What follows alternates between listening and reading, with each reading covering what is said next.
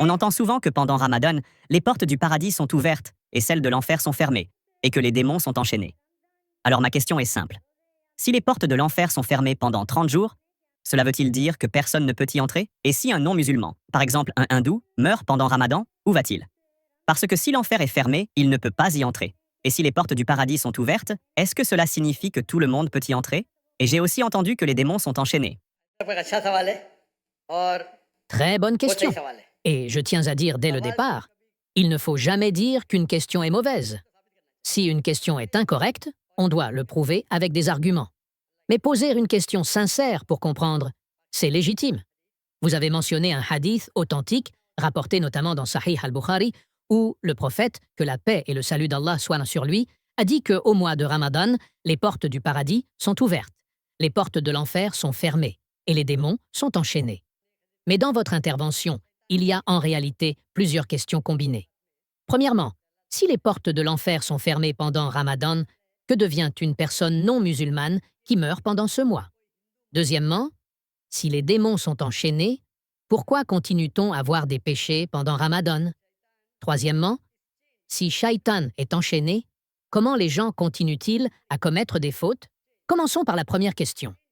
Lorsque quelqu'un meurt, il ne va pas immédiatement au paradis ni en enfer de manière définitive. Il entre dans une phase intermédiaire appelée le barzakh. C'est une période entre la mort et le jour du jugement.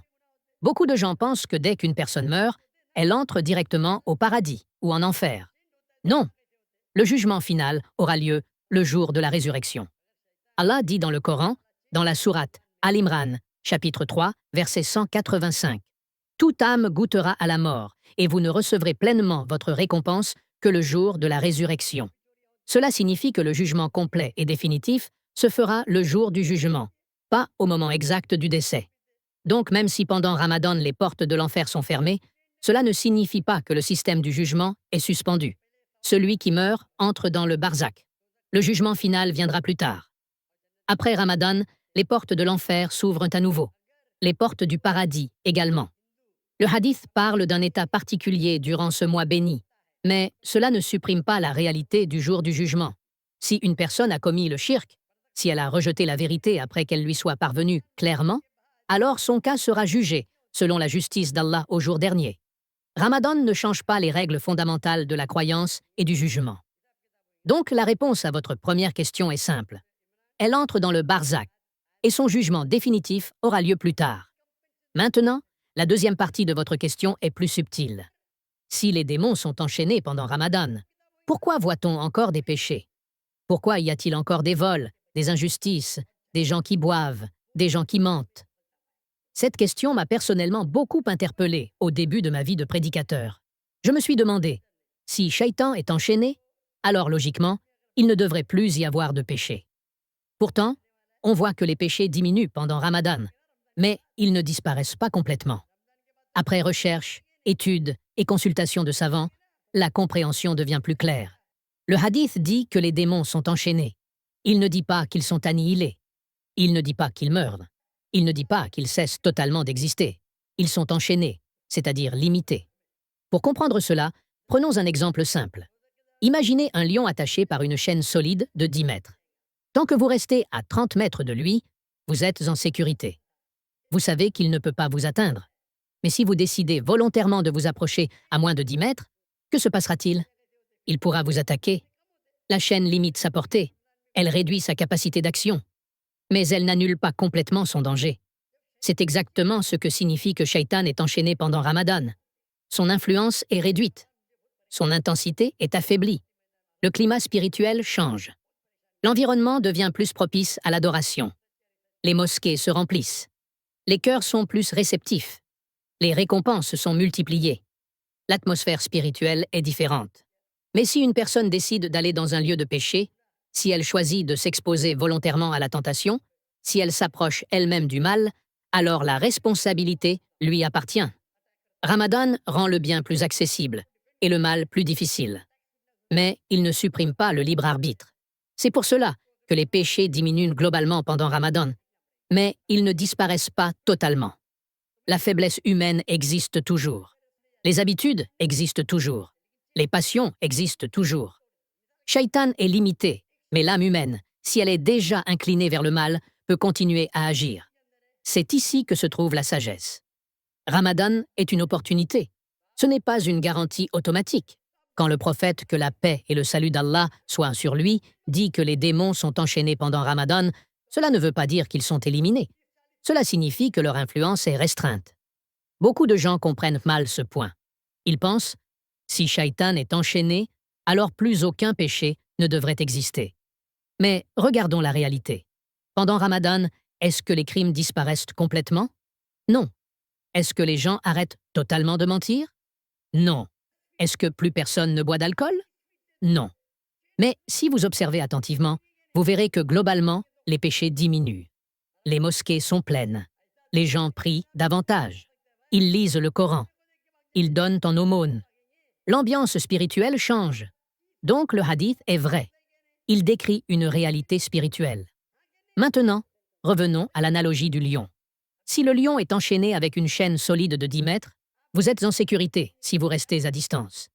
Mais si vous vous approchez volontairement, si vous mettez votre main dans sa bouche, même enchaîné, il peut vous blesser. De la même manière, pendant Ramadan, si une personne décide volontairement d'aller dans un lieu de péché, dans un bar, dans un endroit de jeu, devant des images interdites, alors elle s'expose elle-même. Ce n'est pas Shaitan qui l'a forcé.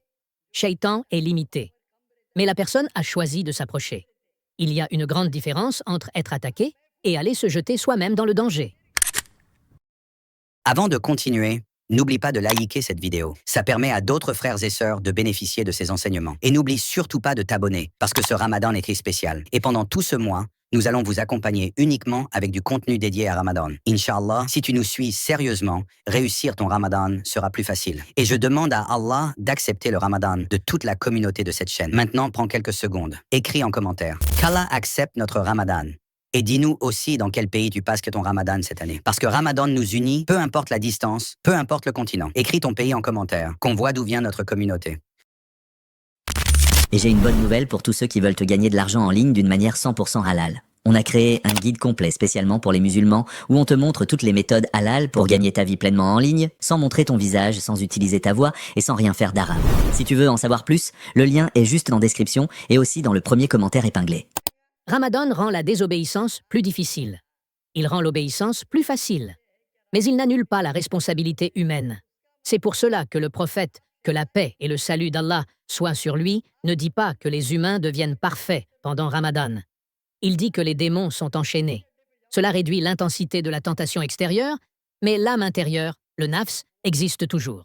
Si quelqu'un a passé 11 mois à nourrir ses mauvaises habitudes, à renforcer ses passions, à s'habituer au péché, alors même si Shaitan est limité, l'habitude peut continuer. Et c'est là que Ramadan devient un test. Parce que maintenant, l'excuse est plus faible. En dehors de Ramadan, une personne peut dire « Shaitan m'a poussé ». Pendant Ramadan, son influence est réduite. Donc si quelqu'un persiste dans le mal, cela montre que le problème vient davantage de son propre choix. Et cela prouve aussi la justice d'Allah. Allah ne nous impose pas l'impossible. Il nous donne un mois où l'environnement spirituel est purifié, où les portes du paradis sont ouvertes, où les récompenses sont multipliées, où les invocations sont exaucées, où la nuit d'Al-Qadr est meilleure que 1000 mois. Et dans ce mois, l'influence du mal est réduite.